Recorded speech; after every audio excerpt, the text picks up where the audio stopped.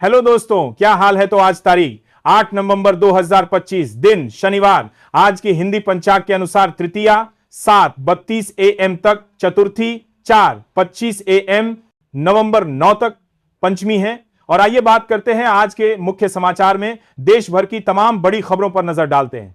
Delhi airport पर air traffic control के server में तकनीकी खराबी आ गई है। इसकी वजह से विमानों की उड़ानें बुरी तरह प्रभावित हैं। यात्रियों को बहुत लंबी देरी का सामना करना पड़ रहा है। एयर ट्रैफिक कंट्रोल टीम इस गंभीर समस्या को जल्द ही ठीक करने में जुटी है। छात्रों के लिए सौगात। दिल्ली की सरकार वंचित छात्रों और नेत्रहीन लड़कियों के लिए नए छात्र आवास खोलेगी। बंद पड़े आवासों को भी फिर से शुरू किया जाएगा। यह पहल सभी छात्रों को सुरक्षित रहने की जगह और उत्तम शिक्षा देगी, जिसमें उन्हें मुफ्त भोजन और आवास जैसी विशेष सुविधाएं मिलेंगी। वंदे मातरम उत्सव। गृह मंत्री अमित शाह ने वंदे मातरम को भारत की आत्मा का स्वर बताया। इस महान गीत के 150 साल पूरे होने पर भारतीय जनता पार्टी देश भर में बड़े आयोजन कर रही है। शाह ने महान गीत के पूरे संस्करण का सामूहिक गायन करने को कहा। केंद्र सरकार राष्ट्र एकता का उत्सव मना रही है। सौर कचरे की चेतावनी। अगले 22 सालों में भारत की झोली सौर कचरे से भर जाएगी। 2047 तक 1.1 करोड़ टन सौर अपशिष्ट उत्पन्न होने का अनुमान है। इसके प्रबंधन हेतु 4,200 करोड़ रुपए निवेश और 300 रिसाइकलिंग संयंत्रों की जरूरत होगी। बिहार चुनाव के पहले चरण में रिकॉर्ड 64.66% मतदान हुआ है। वहीं जवाहरलाल नेहरू विश्वविद्यालय में छात्र संघ चुनाव में वाम गठबंधन ने क्लीन स्वीप किया। दिल्ली एयरपोर्ट पर एयर ट्रैफिक कंट्रोल की तकनीकी गड़बड़ी से 25 उड़ानें प्रभावित हुईं। दिल्ली एनसीआर का मौसम। पहाड़ों पर बर्फबारी के कारण उत्तर भारत में मौसम बदला है। सर्द हवाओं की वजह से दिल्ली एनसीआर में ठंड बढ़ गई है। अगले 3 से 4 दिनों में तापमान में 4 डिग्री तक गिरावट का अनुमान है। न्यूनतम तापमान 12.5 डिग्री सेल्सियस तक गिर गया है, जिससे सुबह शाम ठंड और बढ़ेगी। अजमेर शरीफ पर फैसला। दिल्ली उच्च न्यायालय ने अजमेर शरीफ दरगाह की प्रबंधन समिति को लेकर एक बड़ा फैसला सुनाया है। कोर्ट ने केंद्र सरकार को 3 महीने के भीतर समिति के सदस्यों की नियुक्ति करने का निर्देश दिया है।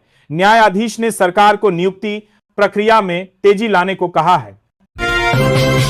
टाइगर मेमन की संपत्ति। 1993 के मुंबई धमाकों के मुख्य आरोपी टाइगर मेमन की 17 संपत्तियों की जल्द ही नीलामी होगी। स्मगलर्स एक्ट अथॉरिटी ने इनमें से 8 संपत्तियां जब्त कर ली है। इसमें माहिम की वह बिल्डिंग भी शामिल है जहां साजिश रची गई थी।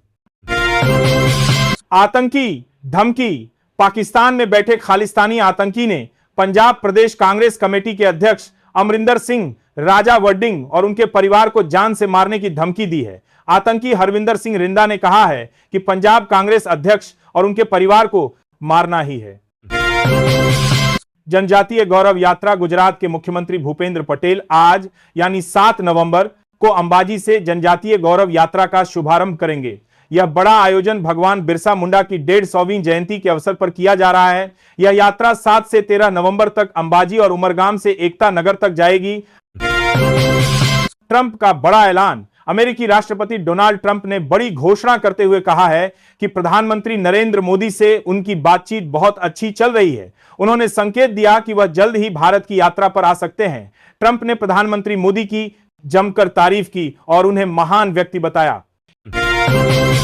हिंदू एकता पदयात्रा। बाबा बागेश्वर पंडित धीरेन्द्र कृष्ण शास्त्री के नेतृत्व में आज से हिंदू एकता पदयात्रा शुरू हो रही है। यह यात्रा 7 से 16 नवंबर तक दिल्ली से वृंदावन तक चलेगी। इसका उद्देश्य हिंदू एकता, सामाजिक समरसता और धार्मिक सद्भाव का संदेश देना है। इसमें संत और राजनेता शामिल होंगे।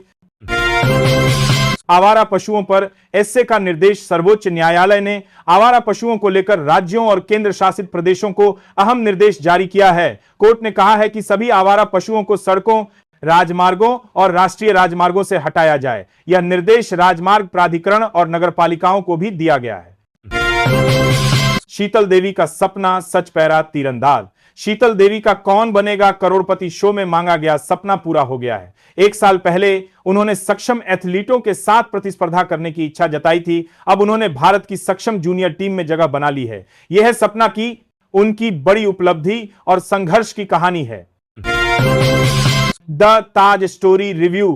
परेश रावल की courtroom drama film the Taj story विवादों के बाद दर्शकों तक पहुंच गई है। यह फिल्म ताजमहल के वास्तविक इतिहास को जानने की जिज्ञासा पर आधारित है। फिल्म ताजमहल का D.A.N.A टेस्ट करती है और लोगों के मन में कई सवाल खड़े करती है। बाहुबली को झटका, सिनेमा घरों में दोबारा लौटी। फिल्म बाहुबली द एपिक को तगड़ा झटका लगा है। 5 दिनों बाद अचानक ही फिल्म का छठे दिन का कलेक्शन काफी नीचे गिर गया। जो फिल्म हर दिन करोड़ों में खेल रही थी, उसने बुधवार को बहुत कम कमाई की है। ट्रंप का बड़ा ऐलान। अमेरिकी राष्ट्रपति डोनाल्ड ट्रंप ने बड़ी घोषणा करते हुए कहा है कि प्रधानमंत्री नरेंद्र मोदी से उनकी बातचीत बहुत अच्छी चल रही है। उन्होंने संकेत दिया कि वह जल्द ही भारत की यात्रा पर आ सकते हैं।